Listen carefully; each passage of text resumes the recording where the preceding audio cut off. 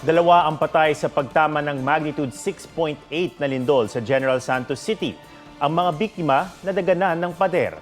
Kabi-kabilang pinsala sa ilang mall at istruktura ang pagyanig naramdaman sa iba pang bahagi ng Mindanao. Mula sa General Santos City, may live report si Abby Caballero ng GMA Regional TV 1 Mindanao. Abby?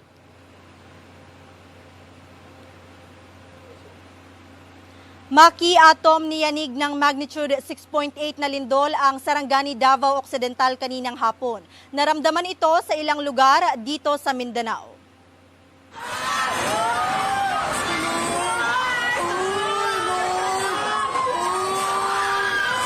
Napasigaw at napaiyak ang mga customer na nagsiksikan sa ilalim ng mga mesa sa mall na ito sa General Santos City.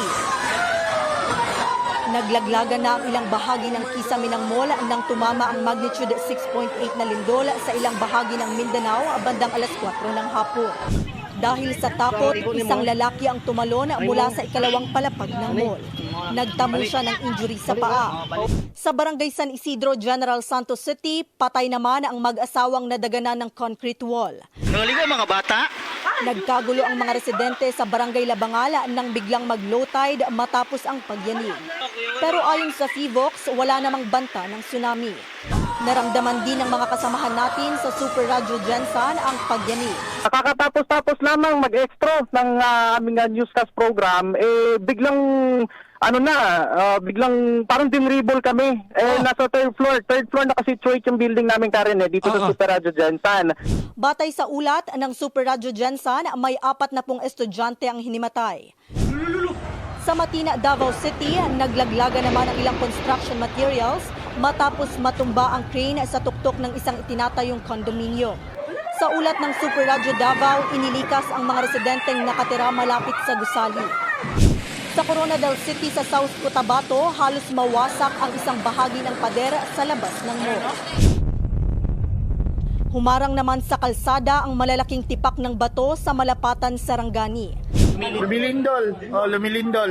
Sa Midsayap, Cotabato, ang grupo ng mga mamamahayag na ito na nagtitraining napalabas dahil sa lindol. Ilang estudyante rin sa mga paaralan doon ang binigyan ng paunang lunas matapos mahilo.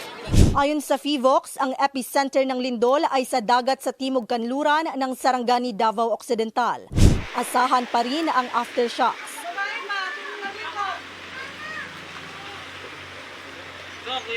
Maki-atom walang kuryente sa ilang barangay ngayon dito sa General Santos City. Nagpapatuloy ang line survey ng Socoteco 2 upang maibalik na ang kuryente sa lungsod. Maraming salamat, Abby Caballero ng GMA Regional TV 1 Mindanao.